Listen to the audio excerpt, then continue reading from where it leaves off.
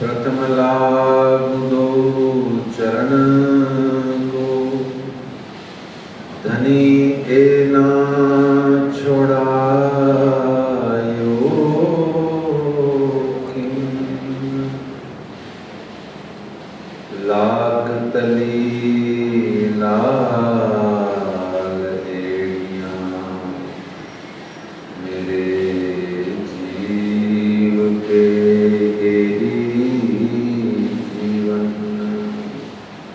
इन पाँव तले पड़ी रहूं, इन पाँव तले पड़ी रहूं। धनी नजर खोलो बातों, पलना बालू मेरे को नेत्रे, मेरे जीव के जीवन, मेरे जीव के जीवन। कदमों लागू करूं सेजदा, पकड़ के दो पाए। हुक्म करत है मासूक, बीच आशिक के दिल आए। मासूक तुम्हारी अंगना, तुम अंगना के मासूक। ए हुक्मे इलम दृढ़ किया, अजूरू क्यों न हो तू कटूक। अजूरू क्यों न हो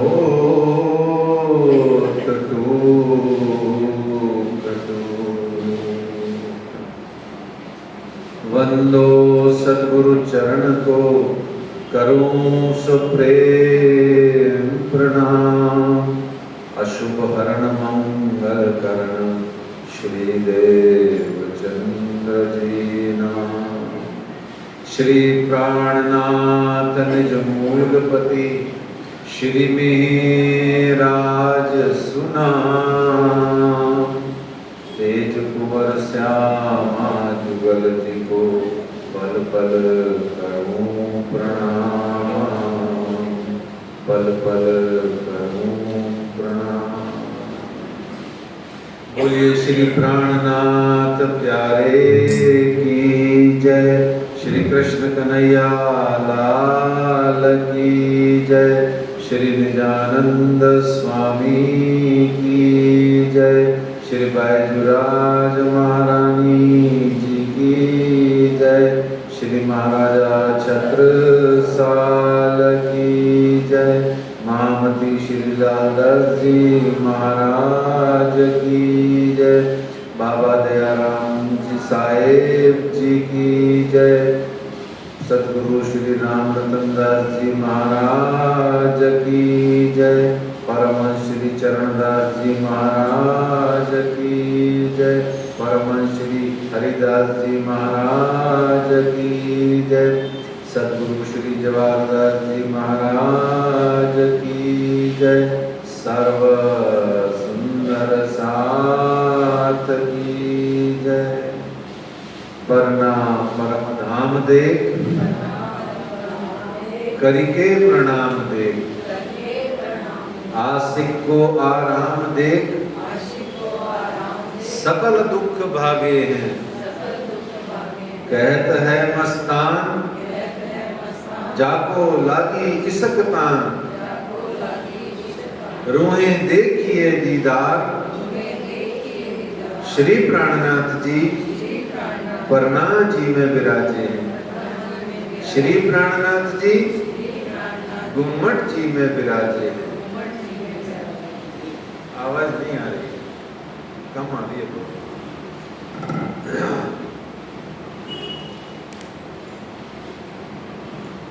श्यामा महारानी अब तो लगा दो नैया पार। महारानी रानी अब तो लगा दो नैया पार। श्यामा महारानी अब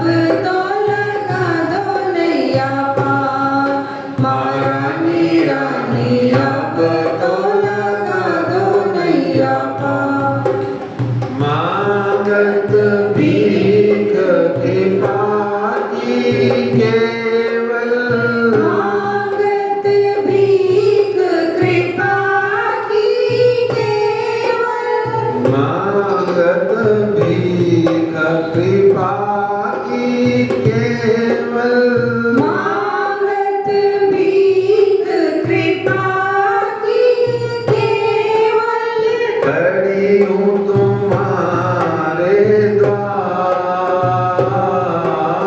खड़ी तुम्हारे द्वार रानी रानी अब तो लगा दो नैया पार मेरा रानी अब तो लगा दो नैया पार रस तन हसमुख सुनो बीनती रस तन हसमुख सुनो बीनती रस तन हसमुख सुनो बीनती रस तन हसमुख सुनो बीनती अपने ही दरबार अपने निज दरबार रानी रानी अब तो लगा दो नैया पार जय राधे रानी अब तो लगा दो नैया पार कहो नाहि कृपाल किसी से कृपाल किसी से कहो नाहि कृपाल किसी से नाही कृपाल किसी से दर्शन दयो एक बार दर्शन दयो एक बार रानी रानी अब तो लगा दो नैया पार मेरी श्यामा रानी अब तो लगा दो नैया पार बार बार मैं विनती करत हूँ बार बार मैं विनती करत हूँ बार बार मैं अर्ज करत हूँ बार बार मैं अर्ज करत हूँ अरे हाथ जोड़ कर अर्ज करत हूँ हाथ जोड़ कर अर्ज करत हूँ रखियो चरणों के पास रखियो चरणों के पास रानी रानी अब तो लगा दो नैया पार मेरी श्यामा रानी अब तो लगा दो नैया पार मेरी राधे राधे रानी अब तो लगा दो नैया पार मेरी बाईजू नारी अब तो लगा दो नैया पार। श्री श्यामा महारानी जी की जय। आज इस श्री कृष्ण प्रणामी मंदिर जयपुर में श्री श्यामा महारानी जी के चरणारविंद तले बैठ करके हमें अभी तक चर्चा कहते सुनते हुए आज 12वां दिन आ पहुंचा है। 20 जुलाई बृहस्पतिवार या गुरुवार और सन 2023 चल रहा है। कल तक के प्रसंग में हमने जाना था कि मिलाप हुआ देवचंद्र जी महाराज और श्री मिहिर राज जी का। आपको निध मिली, जागृत बुद्ध मिली और क्या क्या बातें हुई, सदगुरु ने क्या क्या कहा, ये सब हमने कल जाना। दोनों भाइयों का प्रेममयी जीवन कैसे 13 वर्ष तक चलता रहा, ये हमने कल सुना। श्री सावलिया ठाकुर जी से फिर एक झगड़े का प्रसंग सा आ गया, तलवारें चल गई घर घर में, और फिर पिताजी ने कहा तो गोवर्धन जी ने और श्री मिहिर राज जी ने कांजी भट्ट से भेंट करी, ससम्मान उनसे वार्ता करी। जब श्री कांजी भट्ट जी गोवर्धन ठाकुर जी के प्रश्नों को उत्तर देने में जब निरुत्तर हुए, तो फिर पिता ने कहा जाओ तुम्हारे जो जी में आए करो। तो ऐसे 13 वर्ष तक श्री मिहिर राज जी और गोवर्धन ठाकुर जी का आपस में सदगुरु के आश्रम में जाना आना, ये सब चलता रहा। और 13 यानी जब 25 वर्ष के गोवर्धन ठाकुर जी, जब श्री मिहिर राज 25 वर्ष के हुए लगभग, तो आप श्री गोवर्धन ठाकुर जी का धाम गमन हो गया। विक्रमी संवत 1700 की बात चल रही है। इसके बीच में पहले श्री मिहिर राज जी का विक्रमी संवत 1695 में श्री फूलबाई जी से विवाह बना। और हमने कल थोड़ा सा जाना भी था अमलावती और श्यामा जी का क्या प्रसंग है। और फिर जब श्री गोवर्धन ठाकुर जी धाम चले गए तो दुख आया तो कसौटी हुई। कसौटी होने पर आप श्री मिहिर राज जी ने अपने जीवन को निखारा, अपने अवगुण काढ़े, आहार आदि घटा करके, साधना करके, कथा चर्चा में बहुत सारा बैठ करके कथा की चर्चा की अर्चा करते हुए और सारा दिन चिंतन मनन में वह गुजारने लगे। हमने कल के प्रसंग में सुना था। श्री देवचंद्र जी ने अंत में उत्तर दिया तो निर्मल आत्म धाम की श्री इंद्रावती उत्पन्न। और दोबारा उन्होंने कहा भाई ये बात कि तुम परम धाम को क्यों नहीं देख पाते, ये वसत एक ठौर की हुक्म की है। अगर तुम्हें जल्दी है तो मुझे उठा दो, तुम बैठ जाओ, क्योंकि बैठना तो तुम नहीं है। तो इस प्रकार से जब यह उत्तर मिला तो उनका वह परम धाम का जो दर्शन पाने का जो जोश था वह शिथिल हुआ। फिर किसी कार्यवश बाहर भेजा गया। और श्री इस तरीके से हमने कल तक के प्रसंग में यहाँ तक हम पहुँच गए थे। आइए महामती श्री लालदास जी महाराज जी को आह्वान करते हैं, उनको विनती करते हैं आए विराजे तख्त पर और हमको आपको सबको आगे वाले प्रसंगों में जितना वो आनंद करा सकें उतना कराएं, जैसा उनका भाव हो। श्री महामती कहे साथ जी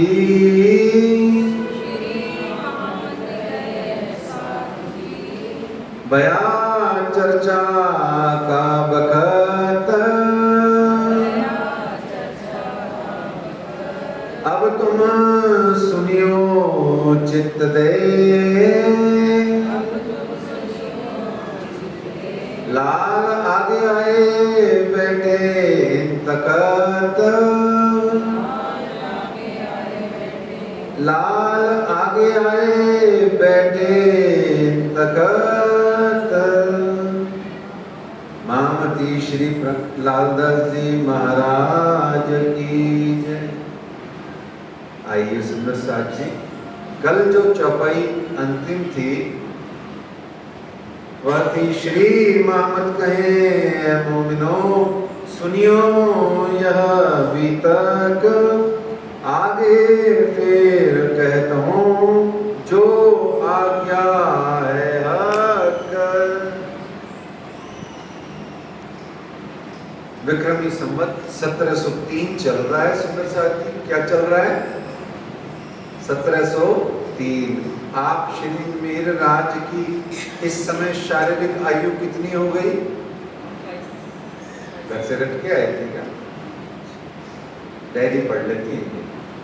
तो संवत 1700 तिलोतरे हुक्म हुआ श्री राज गांगजी भाई के काम को, तुम जाओ श्री महाराज। आप श्री महाराज 1703 में माइनस 1675, आप 28 वर्ष के हैं इस समय। और आपको हुक्म हुआ निजानंद स्वामी सदगुरु धनुश्री देवचंद्र जी महाराज का कि आप अरब देश में जाओ। जामनगर से अरब देश कोई दूर नहीं है। हमको कहीं ऐसा लगे कि भाई अरब बहुत दूर है और ये है और वो है, अरब तो दिल्ली और जयपुर से भी दूर नहीं, और मतलब यहाँ से 32-33 किलोमीटर। जितना कन्याकुमारी दूर है उतना ही अरब कंट्री दूर है। समय नहीं लगता है कुछ ज़्यादा, 2.5-3 घंटे की फ्लाइट है सिर्फ। कोई लोग सोचे अरब बहुत दूर है, ऐसा कुछ नहीं है। और जामनगर से तो बिल्कुल ही दूर नहीं है, समुद्र मार्ग है, सीधा सीधा सीधा निकले अरब सागर में, वहाँ से गए तो पहुँच गए, है ना। वो तो उस समय नाव ऐसी थी कि धीरे धीरे चलती थी, आज तो बहुत तेज तेज चलती है, बहुत जल्दी पहुँच जाते हैं। तो ऐसा आदेश हुआ अरब कंट्रीज में जाओ, जहाँ पर श्री गांगजी भाई के भाई खेता भाई, क्या चीज, श्री गांगजी भाई के भाई खेता भाई, जो पिछले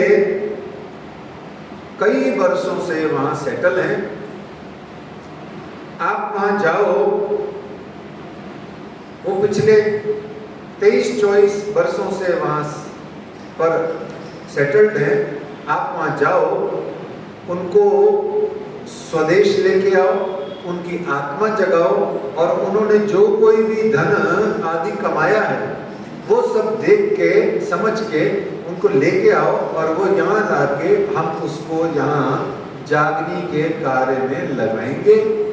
यानी सिंपल सी इक्वेशन में बात किया जाए तो वो कह रहे हैं गांधी भाई के भाई खेता भाई को, जो 25 साल से वहां पर हैं लगभग, तो वो 50 के हो गए। अब जाओ, उनके वानप्रस्थ आश्रम में जाने का समय आ गया है। तो उनको बोलो अब ये रुपया पैसा कमाना करो बंद, भोग विलास हो गया बहुत सारा, अब आओ तुम भी निजानंद स्वामी की शरण में आओ, और आओ अब हम आगे धाम की लीला को और बढ़ाने के लिए, प्रचार प्रसार के लिए तुम्हारा सहयोग चाहिए। और ये गांधी भाई के भाई खेता भाई कौन है? इनकी धर्मपत्नी का नाम क्या है सुंदर साहब जी? कौन सी भाई? हीर भाई, हीराबाई है। श्रीमती हीर बाई के ये पति हैं। खीर बाई नहीं है इनका नाम? क्यों नहीं है खीर बाई? अब खीर राज्य महाराज आरोपते थे, हीर बाई से तो आरोपते थे, तो खीर बाई है ना। तो ऐसे याद हो जाता है। वो एक फॉर्मूला होता है, हीर बाई खीर बाई। यानी अब वो बात है कि राज 3 बेर आरोपते, मेघ बाई अजबाई को बता रही है कि हीर बाई को राज्य महाराज आर्टिकल के दौरान में दर्शन देते, तो याद हो जाता है। ऐसे ये स्कूल का फॉर्मूला है। तो इस तरीके से आप सतगुरु का आदेश पाते ही आप श्री महाराज महाफागुन के बीच में नाव चले जब, सो 40 दिन में पहुंच ही जाए बरारब तब। 40 दिन की यात्रा करके आप फागुन मास के मध्य में नाव के माध्यम से, जल मार्ग से आप बरारब यानी अरब कंट्रीज में जाते हैं। और बरारब पहुंच करके श्री खेता भाई जी को श्री गांधी भाई द्वारा लिखित हस्तलिखित पत्र देते हैं, और वह पत्र पाकर के खेता भाई जी बहुत प्रसन्न होते हैं, और श्री मिहिर राज और वो संग संग रहने लगते हैं। और खेता भाई जी ने अपना सारा कारोबार, तिजारत, बखार है ना, बखारी जिसको पंजाबी में क्या कहते हैं, बखेड़ा, बिखराया हुआ, बखार है ना, जितना बिखराया हुआ है इसको बखार कहते हैं। तो कारोबार, तिजारत, बखार, या जिसको सिंपल वर्ड में व्यापार कहते हैं, वो सारा श्री मिहिर राज जी को सौंप दिया। और आप खेता भाई के भाई जो श्री गांधी भाई हैं, वो श्री मिहिर राज जी द्वारा करी जाने वाली ब्रज की, रास की, भागवत की, परम धाम की और सदगुरु महाराज की विविध जीवन की जो लीलाएं हुई हैं, जो जैसा भी उनका जीवन का जो हमने भीतर प्रसंग जाना, वो सब उनको सुनाते रहते। किंतु लालदास जी महाराज क्या कहते हैं कि उनको छांट न लागही। छांट है ना छीटा, छीटा है ना बूंद, एक बूंद। किनको ये छीटा किनको नहीं लग रहा, किसको नहीं लग रहा? खेताबाई को। इसका उदाहरण का जो मतलब है वो ये है कि चिकने घड़े पर एक बूंद पानी नहीं टिकता है, तो उनको छांट न लागही। जैसे चिकने घड़े पर पानी नहीं टिकता, वैसे ही ये जो खेताबाई जी हैं, इनको संसार, धन, रुपया, पैसा, मोह, माया, व्यापार और दुनिया भर के जो भी भोग विलास की जो सामग्रियों में जिस प्रकार से भी उनका जो जीवन था, वो उन्हीं में इतने मस्त थे कि उनको एक बूंद भर भी आत्म जागृति के कोई शब्द का असर नहीं हुआ। और वो तो उल्टा ही पलट करके श्री मिहिर राज को भी किस्से सुनाते। मैं जीरो आया था यहाँ पर, क्या आया था? मैं जीरो था जब आया था, जिसको हमारे राजस्थान की फेमस लैंग्वेज में कहते हैं, जब मैं निकला था तो एक डंडा, एक धोती और लोटा लेके निकला। आज मेरी एम्पायर है। और फिर उसके किस्से सुनाएंगे, निपट जाएंगे, खुद चले जाएंगे, उनके पुश्तें भी चली जाएंगी, किस्से ही सुनाते रह जाएंगे। साथ में पूरी एम्पायर, पूरी बिजनेस की जो टाइकून डाइकून पता नहीं क्या कहते हैं, वो जो है वो सब के सब यहीं धरे रह जाएंगे। साथ ले जाने के लिए उनके पास कुछ भी नहीं है। और श्री मिहिर राज को बार बार अपने किस्से सुना सुना के उनके कान और पकाते थे, लेकिन फिर भी श्री मिहिर राज के सत्संग से कुछ एक चीज उनको असर कर गई, जो वो कहने लगे, स्वीकार किया। देखो, पापी अगर स्वीकार कर ले इतना सा भी, इशारे से भी, तो भी बहुत बड़ी बात होगी। क्या वो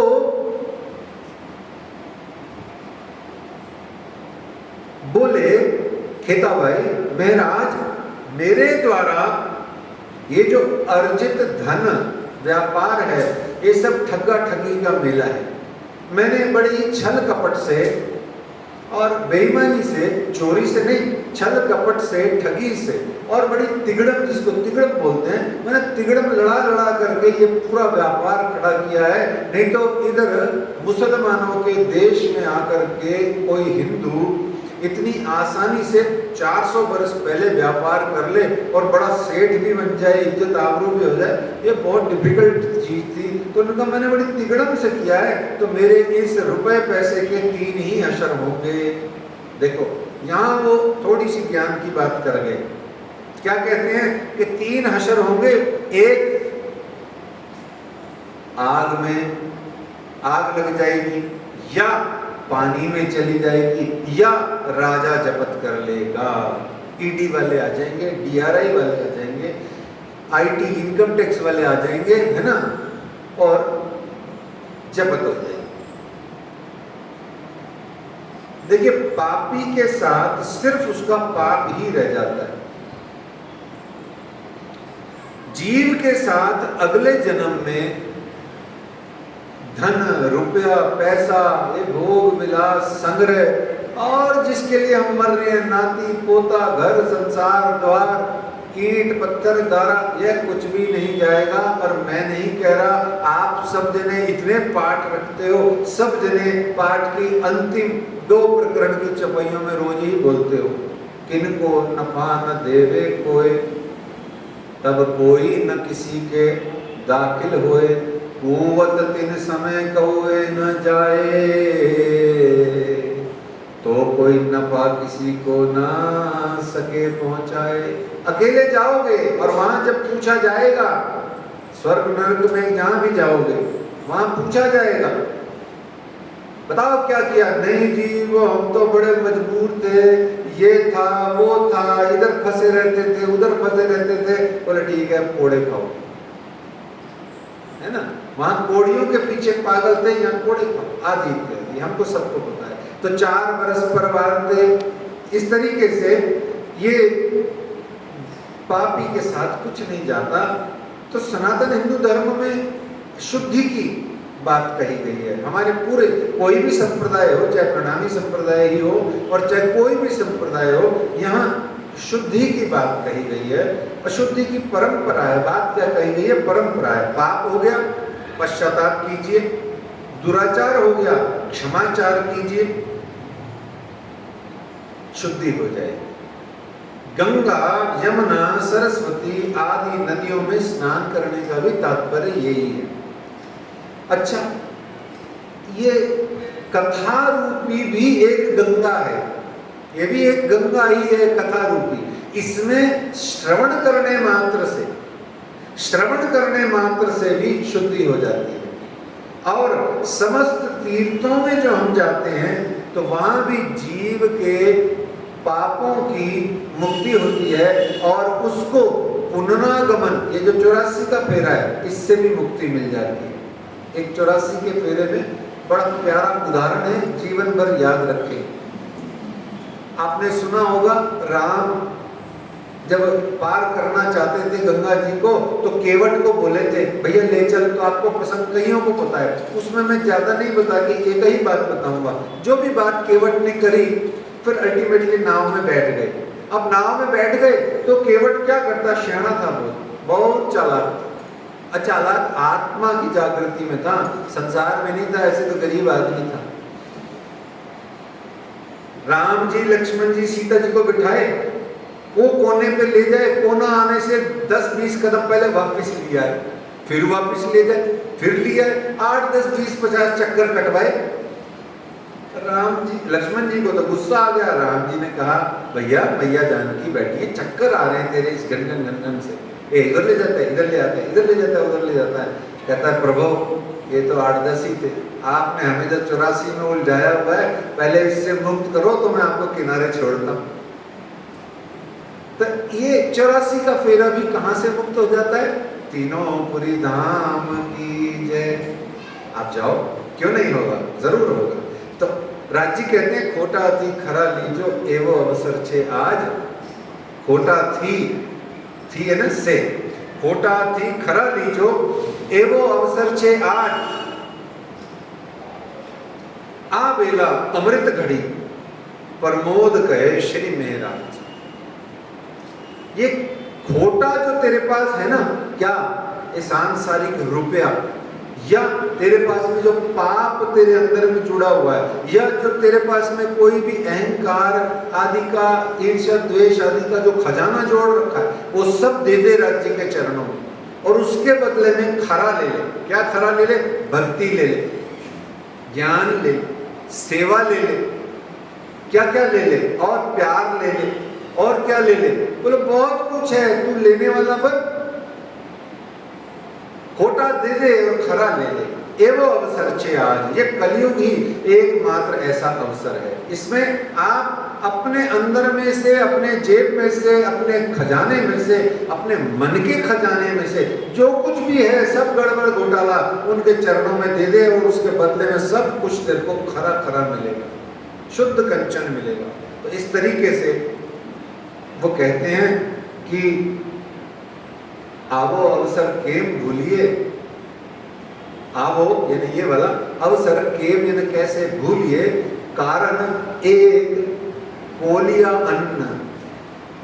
एक ग्राही खाने के वास्ते एकला माटे आप मोझाई, उस चक्कर में इतना तू ऊपर नीचे हो रहा है, मुझाई अपने आप को बर्बाद कर रहा है। कारण एक कोलिया अन्न, एकला माटे आप मोझाई, केटला करो छो कै कोट विघन।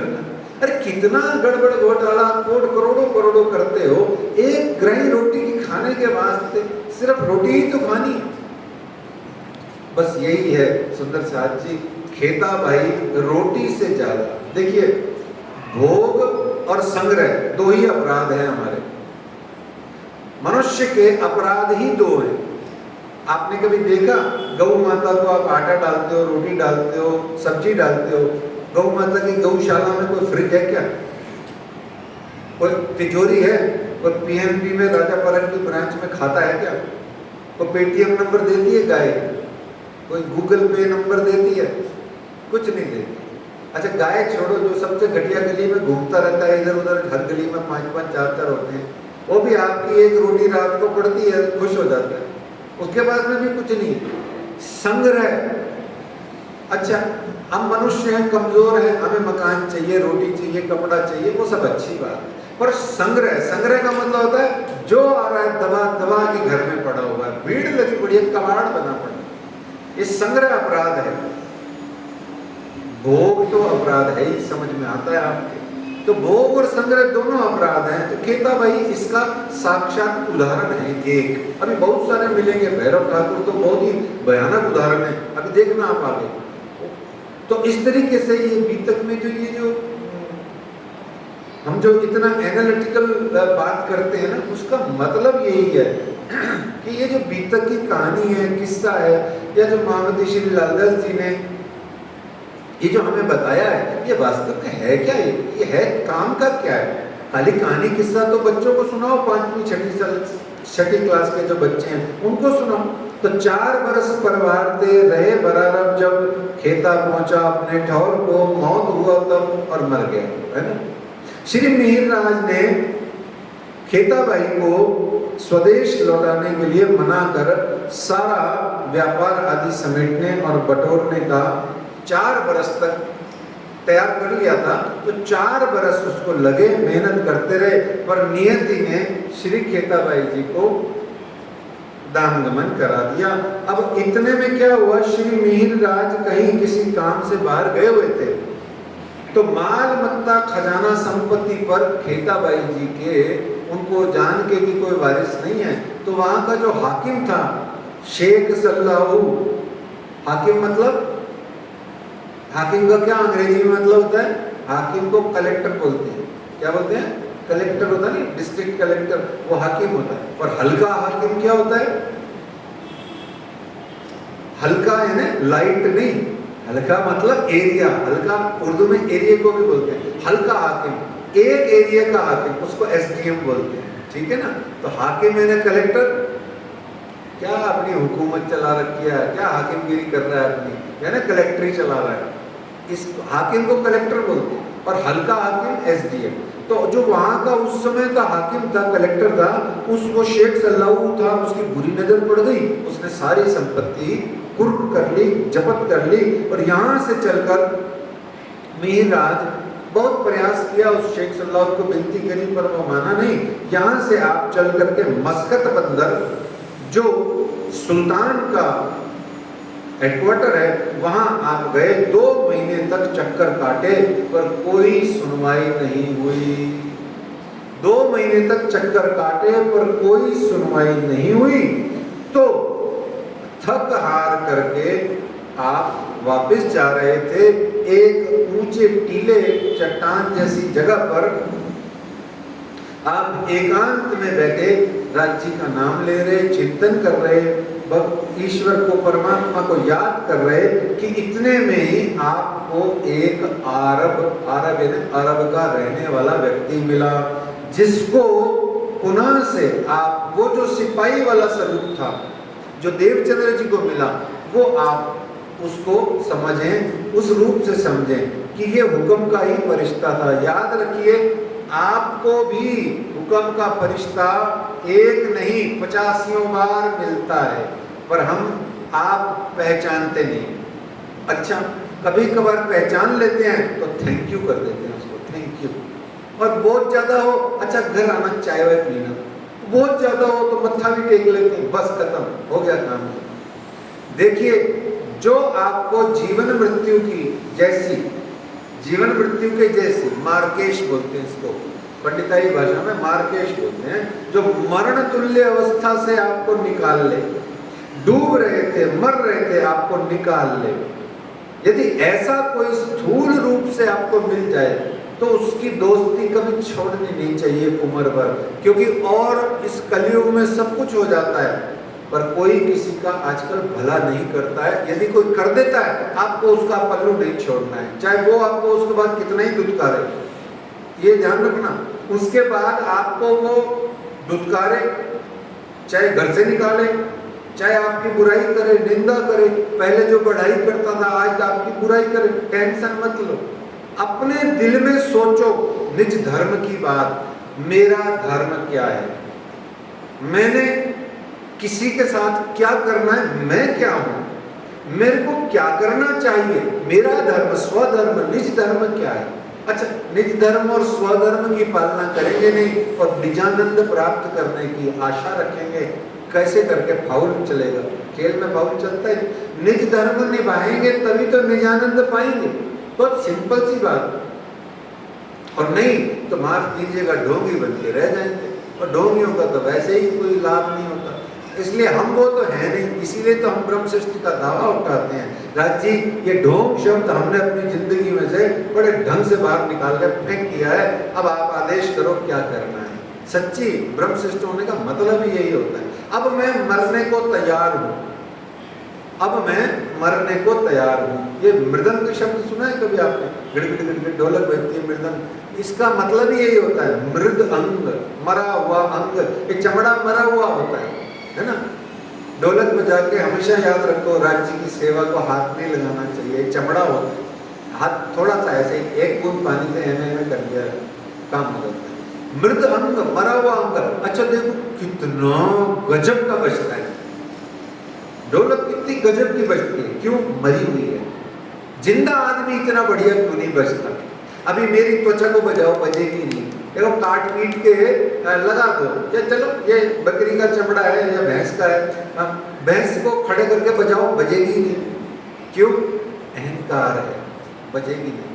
अहंकारी बजता नहीं है, बजाता है। और जब अहंकारी मर जाता है तो उसका चमड़ा भी देखो कितना मीठा बजता है। तो धामधनी अक्षरातीत कह रहे हैं कि स्थूल स्वरूप में जो मैं पहला दर्शन सबको देता हूं, हुक्म के स्वरूप का दर्शन। आइए पहले तो हम कृतार्थता व्यक्त करें, हुक्म के स्वरूप की जय। क्यों? हमारे जीवन में आज तक जिसने भी जब भी जो भी, अरे बूंद भर हो या सागर भर के, किसी ने हमारा कोई स्थूल रूप से, सांसारिक रूप से भला किया हो, कभी कोई जीवन में काम अच्छा कर दिया हो, आप अंतर मन से उसको धन्यवाद दो। यही होता है हुक्म के स्वरूप की जय। इसी को हुक्म के स्वरूप की जय कहा जाता है। तो एक आरब मिला, उसको सारा हाल सुनाया। उस आरब ने उपाय बताया कि जब सुल्तान इधर से जाए नमाज पढ़ने, तो उसने कहा कि छेड़ा बोले तो नुक्कड़ यानी कुर्ते का या शॉल का नुक्कड़ है, जिसको कहते हैं ना, आप तो हमारे रुमाल का कोना पकड़ के हमारी पूरी आपने तो कब्जा ही कर दिया, ऐसे कहते हैं ना, नुक्कड़ पकड़ के पूरा ही कब्जा कर लिया। तो वो छेड़ा राज्य का भी है ना। तो छेड़ा पकड़ करके कहियो, बोले क्या हिम्मत करके कहियो, जब निकसे सुल्तान तब छेड़ा पकड़ के ए सुनाइयो कान, मेरे गले में थी सो मैं डालत हूँ गले तुम, लेऊं हिसाब रोज ईद के जब होवे हक का हुक्म। जिस दिन हक अल्लाह ताला परवरदिगार परमात्मा का हुक्म होगा और जिस दिन वो ईद का दिन आएगा, उस दिन मैं आपसे हिसाब लूंगा। बोले क्या हिसाब लूंगा? बोले ये हिसाब लूंगा कि ये देखो मैं क्या काम करने आया था और मेरे से आपके हाकिम के कारण से मेरा क्या हाल हो गया, अब मैं जाके क्या जवाब दूं, ये मैं आपसे 5 सवाल का जवाब मांगूंगा। तो सुल्तान इस प्रकार के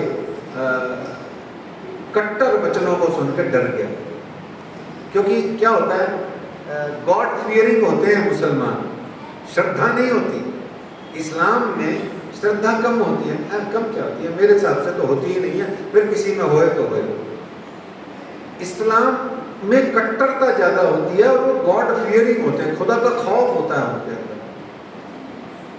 हमारे सनातन हिंदू धर्म में आजकल प्रथा हो गई है डरने की भगवान से।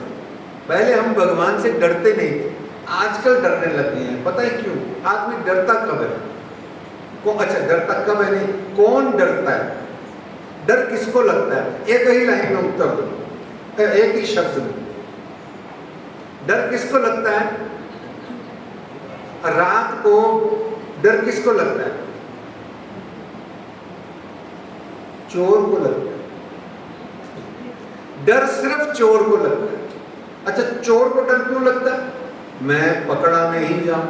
तो इस तरीके से भय या डर जो है वो किसको लगता है?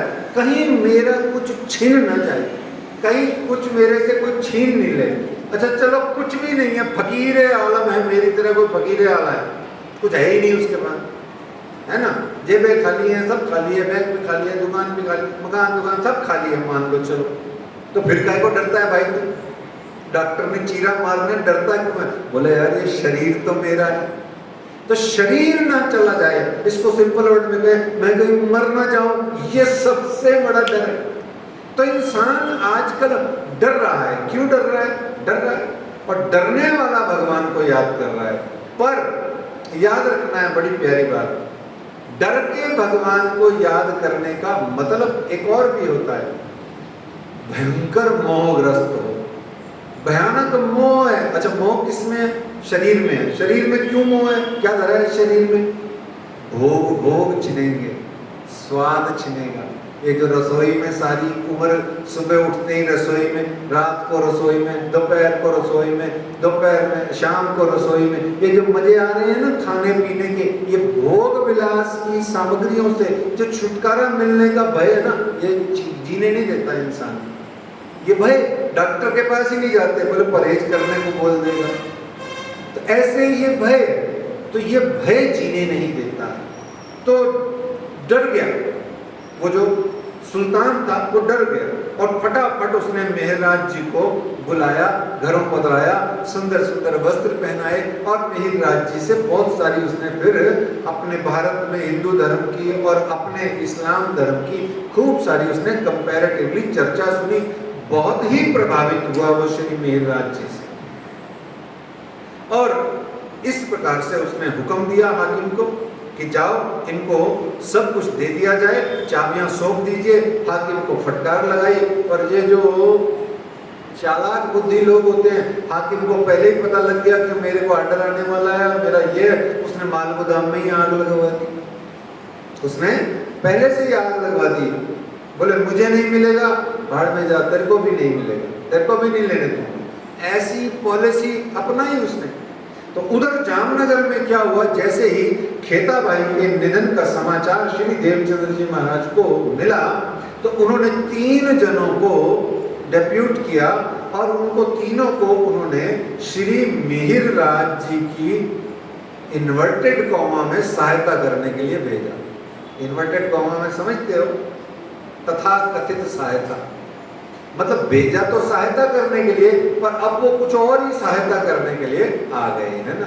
अब तीनों आए, श्री बिहारी जी, श्री मान जी और श्री श्याम जी। श्याम जी कौन है? बिहारी जी कौन है? और ये जो अपने कहाँ रह गए, मान जी कौन है? नहीं, बेटे नहीं है। बेटे नहीं क्या? मुझे पक्का नहीं पता है। 2 बेटे थे? चलो ठीक है, आप कहते हो तो मान लो। हाँ बेटे थे, बाल भाई के भतीजे हुए तो अपने आप ही बेटे हुए गांधी भाई के, ठीक है, क्योंकि बाल भाई तो बुआ थी, है ना। बाल भाई तो गांधी भाई की सिस्टर ही तो है, ठीक है, बिल्कुल सही। तो इस तरीके से 3 जनों को, बिहारी जी को, मानजी भाई को और श्री श्याम जी को भेजा और तीनों जनों अरब में गए, श्री मेहराज से मिले। लेकिन खुसर खुसर खुसर खुसर खुसर खुसर ब्ला ब्ला ब्ला ब्ला ब्ला, और तीनों के मन में क्या बैठ गया? कुफर। कुफर यानी है जी, कुफर, कुविचार, कुफर यानी कुविचार, गंदे विचार, या जो कहा जाए कि बुरा करने की भावना। तो ये जो कुफर बैठ गया, इसने मन में सुचवा दिया तीनों को। श्री मिहिरराज ऐसे ही कहानी किससे बना रहे हैं। वास्तव में कोई आग वाग भी नहीं लगी और कोई संपत्ति जपत जुपत भी नहीं हुई, ये सारा माल खा गए। यहाँ मैं जब कभी पढ़ता हूँ अभी तक तो मैं सोच रहा था चलो खा गए मिहिरराज जी सारा माल, मैंने तो मान लिया खा गए। आप तीनों ने कहा मैंने मान लिया, पर वो माल गया कहाँ। अब मिहिरराज जी आए तो इनके साथ ही है नाव, वो माल गया कहाँ। जो था सो तो बिहारी जी ने जब्त कर लिया, वहां ले लिया उनके हाथ से। नगीनों की तलवार भी ले ली, जो नगदी थी, कपड़ा था, आदि इत्यादि था, वो भी धर लिया। तो कुछ नगदी सामान और एक नगीनों भरी कटार जो थी बिहारी जी ने अपने यहाँ ठूंस ली और लेके आ गए। तो मिहिरराज जी ने अगर कोई घपला भी किया तो माल कहाँ है। सारा तो नाव में उन्होंने खुद धरा अपने हाथ से, पोटलियां मान। ये सोचो, विचार किया करो। तो सभी जामनगर आ गए, तीनों ने पहले से मंत्रणा कर ली। बड़ी शानदार, सुनिए कहानी, बहुत अच्छी कहानी है और इससे आपको 2-3 बड़ी प्यारी प्यारी चीजें सीखने को, समझने को मिलेगी, बहुत आनंद आएगा। यहाँ आते से ही श्री बिहारी जी ने सदगुरु देवचंद्र जी महाराज को, यानी पिता ने, पुत्र ने पिता को, यहाँ आते ही श्री बिहारी जी ने श्री देवचंद्र जी महाराज को, यानी पिता ने पुत्र को, और श्री श्याम जी ने श्री गांगजी भाई को, यानी पुनः पुत्र ने पिता को, और श्री मिहिरराज जी की इन दोनों ने आके चुगली करी। दोबारा सुनिए, देवचंद्र जी के पुत्र बिहारी जी ने देवचंद्र जी को चुगली करी, ठीक है, और श्याम जी ने श्री गांगजी भाई जो उनके पापा हैं उनको चुगली करी, शिकायत करी। और लेकिन श्री मांझी ने अपनी बुआ बालबाई के पास जाकर के जो सच था वो सारा जाके बताया, और बालबाई ने उनकी बात को जो सच थी वो नहीं माना, और श्याम जी और बिहारी जी की बात को माना, और जो भी आगे का भी प्रसंग आया। यहाँ समझने की बात है कि जिन दो ने चुगली करी और उन्हें सुनने वालों ने सच नहीं माना। देखो, देवचंद्र जी ने सच नहीं माना, गांगजी भाई कहते हैं सच हो ही नहीं सकता, महाराज ऐसा कर ही नहीं सकते। तो जिन दो को चुगली करी, पुत्र ने पिता को, उन दोनों ने चुगली सुनी पर सच नहीं माना, और जिस एक ने जाके बालबाई को सच बताया उसने कहा नहीं, चुगली सही है। समझ रहे हैं बात? ऐसा ही तो होता है दुनिया में। क्यों? आप जैसे हो आप वैसे ही चीजों को और उन्हीं चीजों को मानोगे। सर में भरा हुआ ही अगर वही है संसार का आदि इत्यादि कचरा, आप किसी को शुद्ध पवित्र मान ही नहीं सकते। अरे मान क्या नहीं सकते, सोच भी नहीं सकते, क्यों? सोच ही नहीं है वो वाली।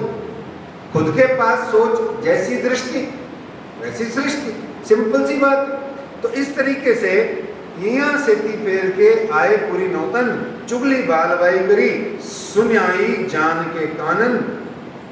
संवत 1778 हुआ यह मजबूर, सब साना गई रावर में, जिनको लिखी अंकुर। तो रावर कहते हैं राज्य में, सरकार में। तो 1708 की ये बात है, सारी संपत्ति रावर में चली गई। और रास्ते में जब बिहारी जी आ रहे थे नाव से, तो सुबह सुबह दातुन कुल्ला करते हुए ओवर कॉन्फिडेंस में कि मैं अपने पास ही रखूंगा, अपनी कस में बांध के रखूंगा, वो कटारी जो है वो पानी में, नाव में, समुद्र में गिर गई। तो जो बात खेताबाई ने कही थी कि एक आग में जल जाएगी, सो माल गोदाम में आग लग गई, 2 पानी में बह जाएगी, तो नगीनों की बड़ी कटार जो थी वो पानी में बह गई, और 3 राजा द्वारा कुरक कर ली जाएगी, तो सो वो आते ही जामनगर सत्ता ने जब्त कर ली। तो इस तरीके से तीनों हशर हो गए। यहाँ विक्रमी संवत 1708 में राजा के यहाँ रिमांड पर 1.5 महीने के लिए आपको पहली बार जीवन में क्या हुआ, जेल टाइप हो गया। 1.5 माह आप रिमांड में रहे, और यहाँ पर श्री मिहिरराज तहकीकात के बाद में निर्दोष पाए गए। और जब चुगलखोर को हमेशा खतरा लगता है, ऐसे ही कान है ना उसके ऐसे ही खड़े रहते हैं, और इतना अलर्ट होता है वो, इतना अलर्ट होता है कि बस पूछिए मत, इतनी दूर भी अगर कोई भांडा खड़केगा ना पिछले पड़ोस के घर में, तो उसको लगेगा यार कोई पकड़ने आ गया या कोई मेरा संशय हो गया, या जो भी चुगलखोर की हालत ही खराब होती है। या हमको जीवन के इस कई प्रसंगों में हमें पता है, कभी कभार हमसे कभी झूठ भूल जाए या हमको कोई झूठ बोल दे तो हम देखते हैं तो कितना सतर्क है और झूठ पे झूठ बोलने के लिए, अपने आप को बचाने के लिए कितनी मेहनत करता है।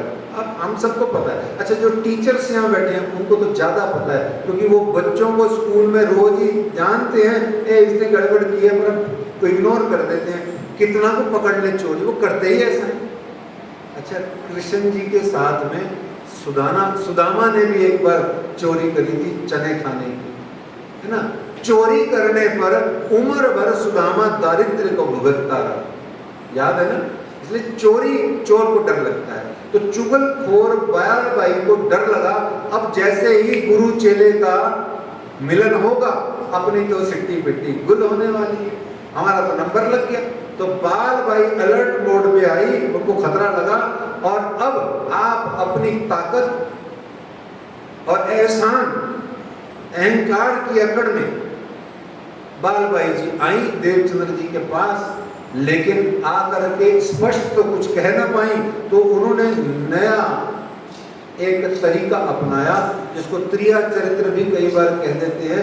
उन्होंने भावनात्मक तरीके से श्री देवचंद्र जी को ब्लैकमेल टाइप किया कि यदि आपने श्री मिहिरराज की प्रणाम भी स्वीकार करी तो ये जो कुआं है मैं इसमें छलांग मार जाऊंगी, यही मार जाऊंगी छलांग। कुआं आज भी है, वो कुआं आज भी है, ठीक है, तो मैं यहाँ छलांग मार जाऊंगी। ये लल्लू भट्टकृत बीतक है, उसमें लिखा हुआ है प्रसंग। तो फिर इस तरीके से श्री मिहिरराज जब बिल्कुल फारग होके जेल से और बिल्कुल निर्दोष सिद्ध होके बड़ी कुलाचे भरते हुए 5 बरस की जुदागी सह करके, 4.5-5 बरस की जुदागी सह करके, मैंने कल परसों भी निवेदन किया, मन में दिव्यता भरी है, आनंद भरा है, जोश भरा है। आप सीधे कहीं जाते हो और सामने वाला धड़ाम से आपको ऊट पटांग डायलॉग दे देता है, सारी दिव्यता, अद्भुतता, सारा आनंद पानंद सब क्या हो जाता है, उसका हाल खराब हो जाता है। ऐसे ही 4.5-5 साल श्री मिहिरराज जुदागी के सह लिए सतगुरु से, और बड़े जोश और उमंग से जा रहे हैं कि सतगुरु महाराज मेरे को बहुत प्यार करेंगे, आशीर्वाद देंगे, अब तो मैं बहुत देर तक उनसे बातें करूंगा, प्रसाद पाऊंगा। और जाते से ही जाते हैं बाल भाई की उस भावनात्मक ब्लैकमेलिंग के कारण से, जैसे ही निजानंद स्वामी जी का आप दर्शन करते हैं, प्रणाम करते हैं, तो निजानंद स्वामी अपनी जो है शॉल को बीच में ले आते हैं, और जैसे ही वो बीच में लाते हैं तो श्री मिहिरराज समझ जाते हैं, और सदगुरु ने ये जो पर्दा किया, ये जो पर्दा करना है, इसी को मैं तृण जुद कीना फरी फरी पचे गत मत मारी हरि में पहला माया से युद्ध कहा गया। यहाँ फिर उसके बाद यहाँ नौतनपुरी मिने रहे बरस धोए, गए न श्री देवचंद्र जी के पास हरक मिलने को बड़ो। आप 2 बरस तक नौतनपुरी धाम में रहे। अच्छा, आपको ध्यान है ना, मेडी मंदिर और नौतनपुरी धाम में दूरी कितनी है बताओ? ऐसे ही कोई 1-1.25 किलोमीटर। और ऐसा कभी हो सकता है कि घूमते फिरते लंगते टपते आते जाते कॉमन रिश्तेदार, कॉमन लोग हैं, सब कुछ वही का वही है, फिर भी दोनों ने एक दूसरे का दर्शन ही नहीं किया, दर्शन ही नहीं हुआ।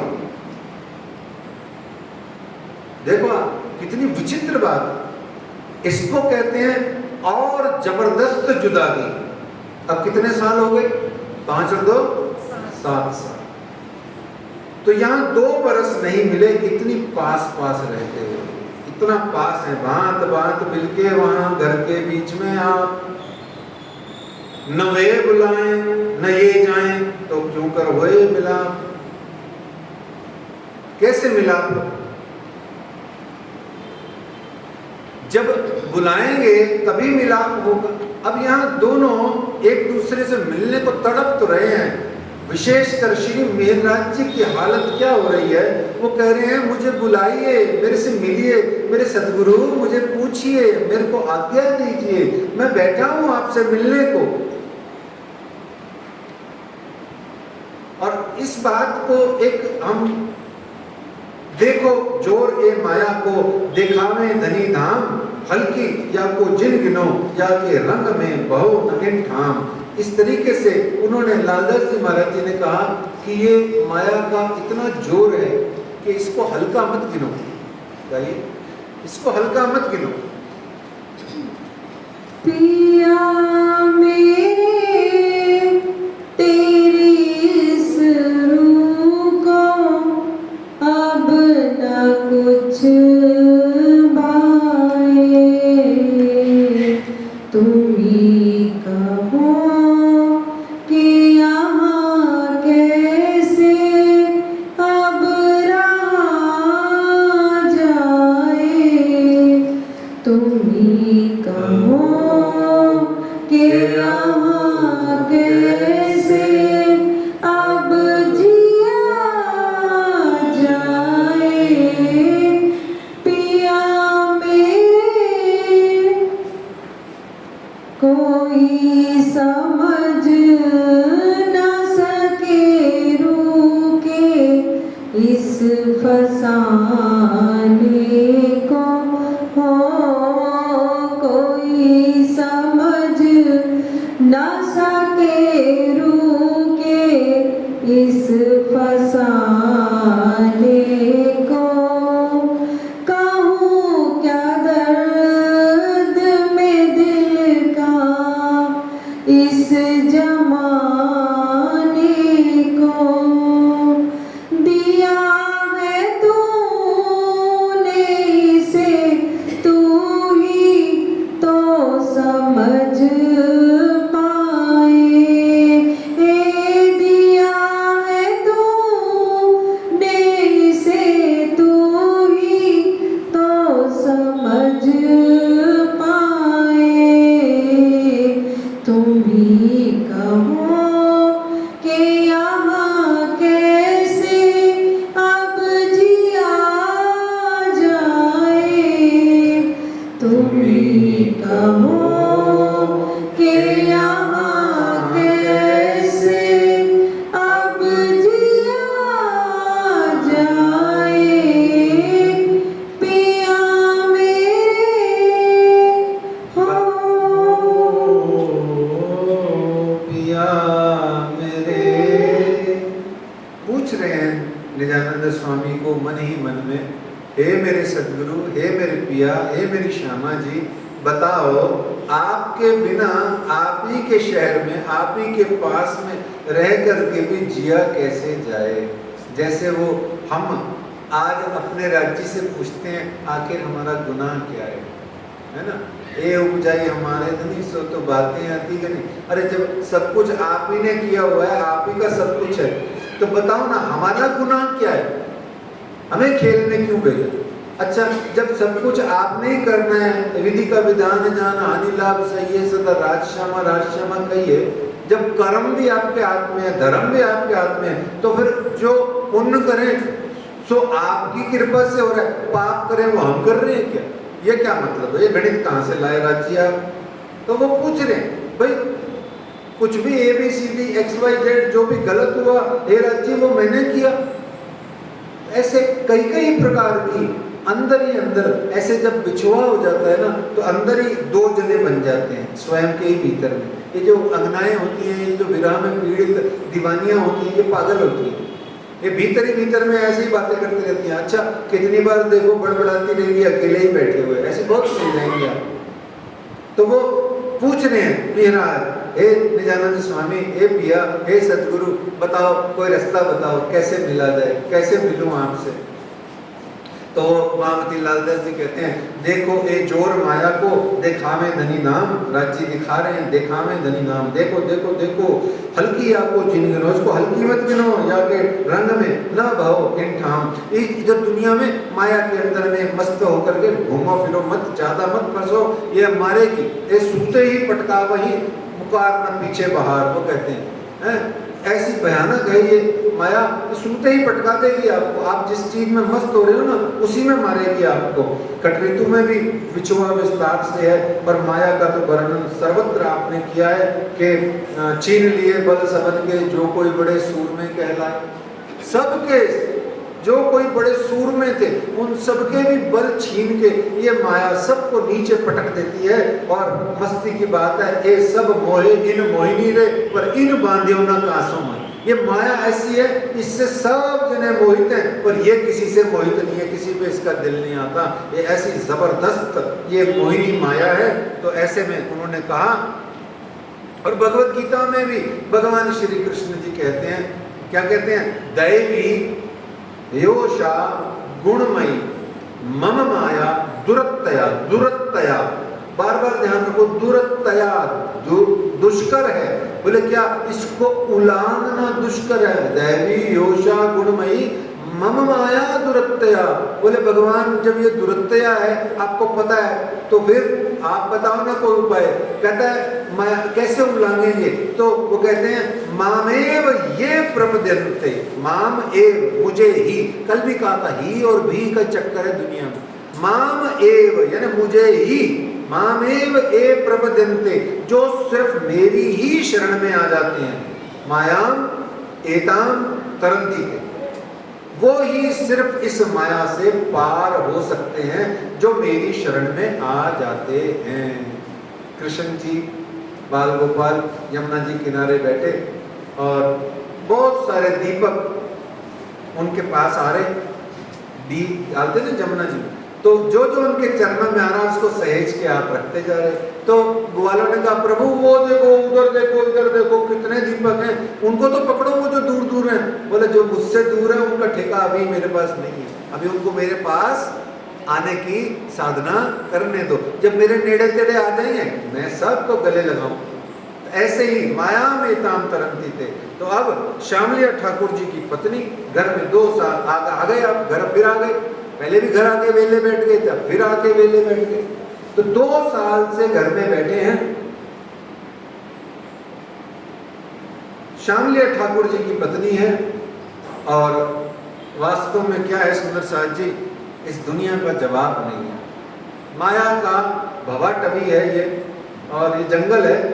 और दावा नलवले पे भांतनी केटली कहूँ पे क्या, यहाँ कोई किसी को भड़काने नहीं जाता कि जा उसका बुरा कर। अपने ही मन में ऊटपटांग ख्याल आते हैं, अपने ही मन में ईर्ष्या द्वेष आती है, अपने ही मन में प्यार आता है। दावा नलवले कई बार जंगल में हाथ कौन लगाने जाता है? कोई नहीं जाता।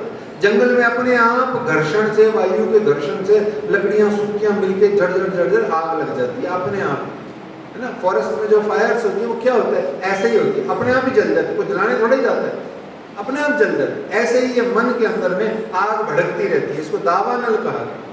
तो इस दुनिया का कोई जवाब नहीं। एक गीत बचपन से सुना था, 2 लाइनें बताता हूं मैं आपको कि दुनिया ओ दुनिया तेरा जवाब नहीं,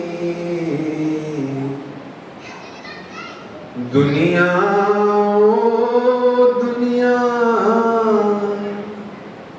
तेरा जवाब नहीं, तेरी जफाओं का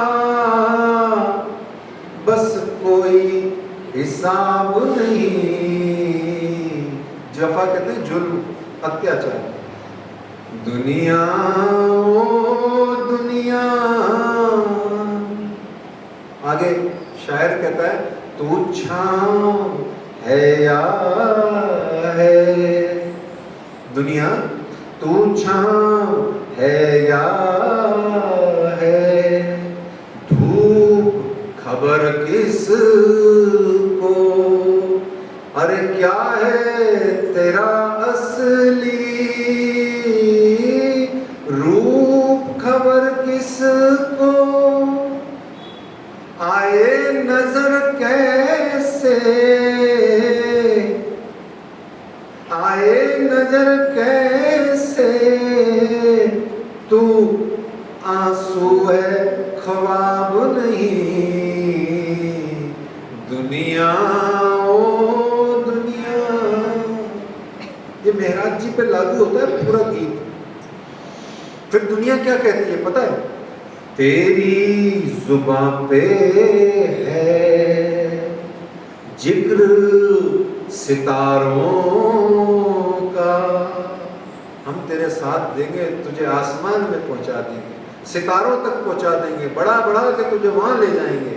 होता क्या है वो देखिए, तेरी जुबान पे है जिक्र सितारों का, तेरे लबों पे है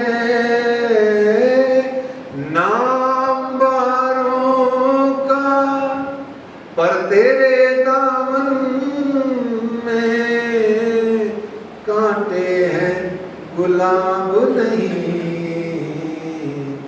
दुनिया ओ दुनिया। श्री मिहिरराज जी के जीवन में आप देखना, पन्ना परम धाम पहुंचने तक कितना ये दुनिया ने इनको सताया है। मेरे धामधनी ने सुख ही नहीं पाया, जामनगर से रामनगर तक सुख नहीं पाया। इसको हम कहते हैं हमारी भाषा में राज्य ने माया दिखाई। तो जवाब नहीं है इस दुनिया। और ईर्ष्या द्वेष अहंकार की भावना को वर्षों वर्षों दबाए रखती है। तो श्यामलिया ठाकुर की वाइफ पत्नी जो श्री मिहिरराज जी के लिए मां समान है, 15 साल से नफरत की आग दिल में जलाए बैठी हैं। 15 साल हो गए इस घटना को कि मां समान भाभी ने उनको कह दिया, अब बता कहां गया तेरा सदगुरु, अब बता कहां गया तेरा सदगुरु। उठा के फेंक दिया, चोर का इल्जाम लगा दिया। तीखे वचन श्री मिहिरराज को चुभ गए। तो एक दिन भोजाई के वचन ताने के जोर, तब प्रातः उदास हुए कि गए धरौल आप कर जोर। तो वहां से फिर आप धरौल गांव की तरफ चले गए और वहां जाकर के आप घर छोड़ गए, घर त्याग दिया आपने घर, और घर त्याग करके आप चले गए। क्यों घर त्यागा? क्योंकि शब्द चुभ गया। पूरी वाणी में आप पढ़िएगा, तारतम वाणी में वितक में आप पढ़िएगा, राज जी कहते हैं कि शब्दों में प्राण होते हैं, शब्द घातक होते हैं, शब्द के असर पड़ते हैं। आप चमेट मार दो, मुंह पे थप्पड़ लगा दो, हो सकता है भूल जाए, पर आपने कुछ कड़वा या गंदा कह दिया, काफी दिनों तक भुलावे में नहीं आता है। इसलिए राज जी ने इसी बात को पॉजिटिव होके भी कहा भयो जो मुक्ते गयो, जब लग चोट ना निकसी फूट। और प्रेम बाण तो ऐसे लगत है, देखो नफरत के बाण भी ऐसे ही लगते हैं, और प्रेम बाण तो ऐसे लगत हैं क्या, अंग हो जात टूट टूट, सारे अंग अंग में प्रत्यंग में ऐसे जोड़ों जोड़ों में सनंदों में आपके दर्द पीड़ा होती रहे, सारा दिन आपके अंगों में हालत खराब हो जाए। जैसे जोड़ों के गठिया के पीड़ित व्यक्ति को श्रावण मास में बरसात के दिनों में सारे शरीर में दर्द होती है, ऐसे विरह से पीड़ित जो आत्मा होती है वो रोती रहती है। क्यों? उसकी चोट लगी हुई। और भी कहा कि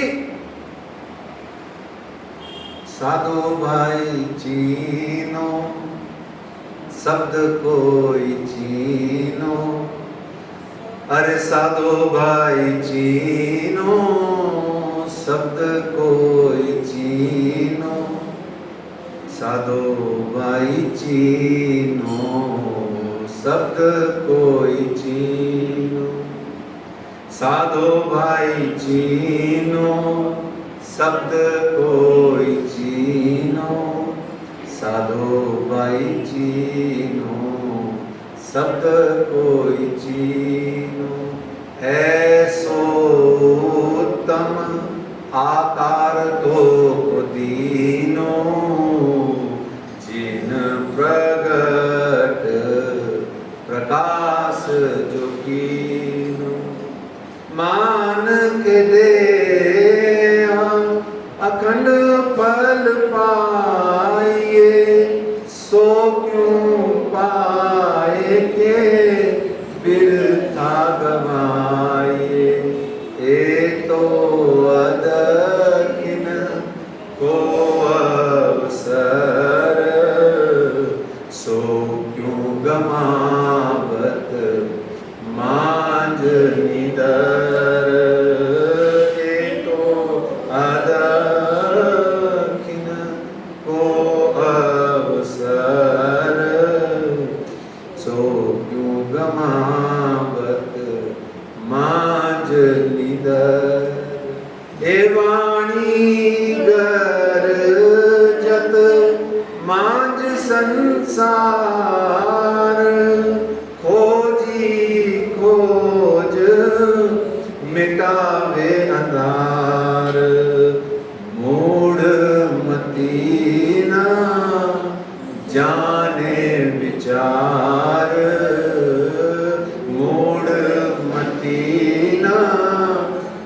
जाने विचार श्री महामत कहें।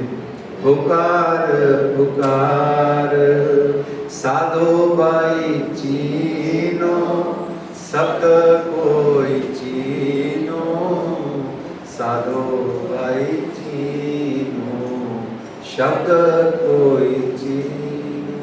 शब्द में जान होती है, शब्द प्राणमय होते हैं, शब्द ही है, इसी को रसना कहा गया। ये रसना श्री श्यामा जी की, ये ऐसी रसना है मेरी श्यामा रानी महारानी जी की। ये वाणी और भीतर क्या है? बोले इसमें जूस है। बोले कौन सा जूस है? बोले श्री राज्य महाराज के दिल के प्रेम, जो गंजान गंज अपरंपार जो प्रेम के भंडार भरे पड़े हैं, वो भंडारों के भंडार को पिलाने वाला, जो पीने वाला, जो पिलाने वाला जूस है, वो इस वाणी के माध्यम से आपको पिलाया जाता है। ये रसना है, ये शब्द है, ये अक्षर है, ये वर्ण है, यही तो है सब कुछ।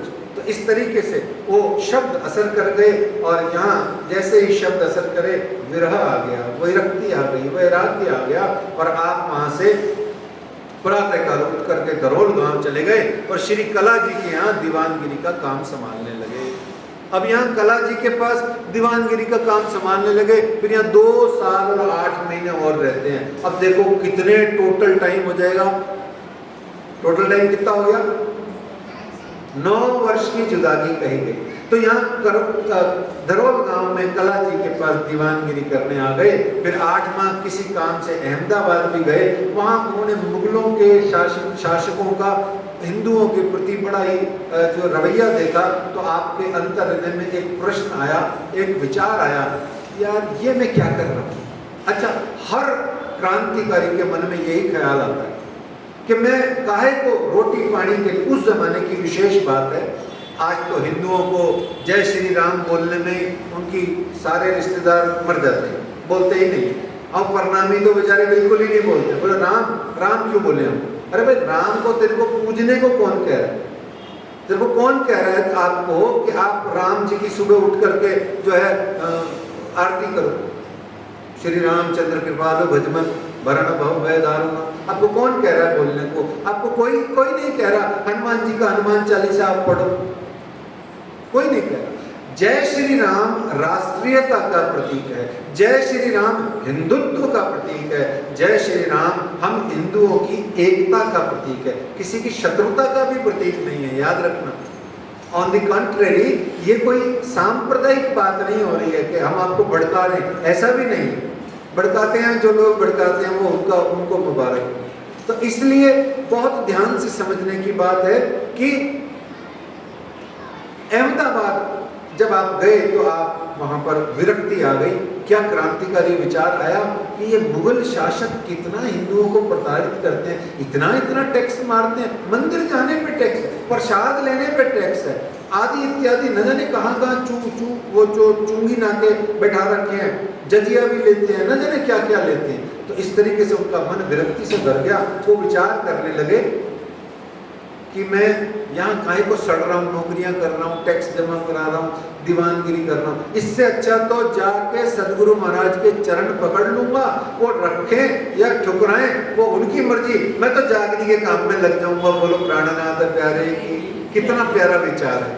ऐसा विचार करके आपके हृदय में जैसे ही विरक्ति आई तो कला जी के पास आए। फिर आए गुजरात से, कला जी पे मांगी बख्शीश, संवत 1712 अब मैं पाऊँ या सीख। और कला जी को, राजा को कहते हैं अब मुझे आप है ना जो सेवा मुक्त कर दो, तो मेरे को अब जाने तो विरक्ति आई। तो आज का प्रसंग यही विश्राम करते हैं कि कला जी के यहाँ से आप जाने को तत्पर होते हैं निजानंद स्वामी की सेवा में। उधर जामनगर में क्या होता है और पुनर्मिलाप कैसे होता है, वो सब चूंकि बहुत सारा बड़ा प्रसंग है, इसलिए इस प्रसंग को यही रोकना उचित लगता है। तो आगे वो कहते हैं अब मौसम दुनिया का होए नहीं व्यवहार। अच्छा, एक यहाँ बात जरूर कहूँगा, यही का यही डायलॉग सेम का सेम बहुत दिनों बाद, कई सालों बाद एक जना और एक जने को कहेगा। चलो बताओ, इनाम दिया जाएगा। हैं? वाह, क्या बात है। ये हमारी मंजू बहन ने कितना शानदार उत्तर दिया। आज विक्रमी संवत 1710-11 चल रहा है और ये जो बात करेंगी वो 1740 की। अब व्यवहार छूटत है मुझसे। पट दर्शन देखा, राजी ने दर्शन पाए, लड़लुड़ा के आए छत्रसाल जी, बोले अब व्यवहार छूटत है मुझसे, मतलब अब दुनियादारी मेरे को निभानी नहीं है, अब मैं विरक्ति में आ गया, आप प्राणनाथ जी राजा बन जाओ, मैं तो आपका दीवान ही ठीक। तो ऐसे ही इनको यहाँ विरक्ति आई, अब मोसो दुनिया का होए नहीं व्यवहार, एक दिल एकांत में, अब बिल्कुल एक धाम हृदय में लेके अब मैं उड़ाए दूंगा अरवा, तो एक धाम एक दिल एकांत में सेवो धनी निर्धार, ऐसा कह के कला जी को आपने सरेंडर ही कर दिया। बोले मैं नहीं करूंगा काम। पहले तो विनती करते रहे, एप्लीकेशन देते रहे, उसके बाद में रेजिग्नेशन ही दे दिया डायरेक्ट। तो आइए सुंदर साहब जी आज की चपाई बांटते हैं। अब मोसो दुनिया का, रुकिए, ये हमारे जीवन में कब घटेगी घटना, ऐसी प्रार्थना भी इस चपाई को बोलते समय करिएगा। अब मोसो दुनिया का होए नहीं व्यवहार, एक दिल एकांत में सेवो धनी निर्धार, सेवो धनी निर्धार। बोलो श्री प्राणनाथ प्यारे की, निजानंद स्वामी की, धाम के धनी की, श्री श्यामा महारानी जी की आनंद मंगल। श्री धाम धनी जी की जय, श्री युवराज जी की जय, श्री महाराजा छत्रसाल जी की जय, श्री सुंदर साज जी की जय, श्री सुंदर साज जी साहब जी के चरणारविंद में इस सोच दीजिए, कृपा कीजिए। बोलो श्री प्राणनाथ प्यारे।